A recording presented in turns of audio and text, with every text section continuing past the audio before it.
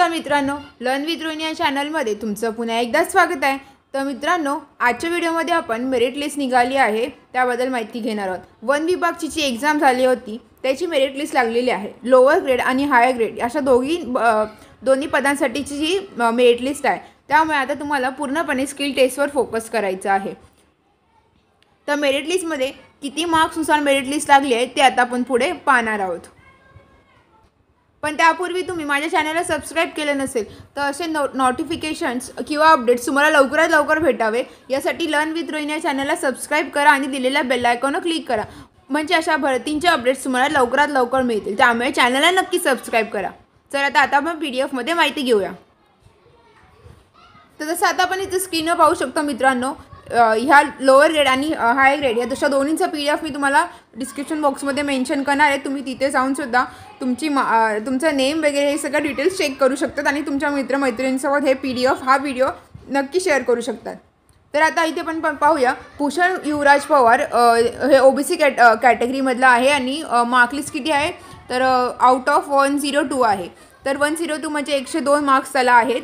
तर अशा प्रकारे इथं मेरिट लिस्ट आहे ती इथे त्यांनी दिली। इथे त्यांनी सगळी मेरिट लिस्ट मेन्शन केलेली आहे। मेरिट लिस्टमधली नावं आहे ती तुम्ही नावं व्यवस्थित तुम्ही सर्च करा आणि तुमच्या मित्रमैत्रिणींसोबत हे PDF शेअर करा।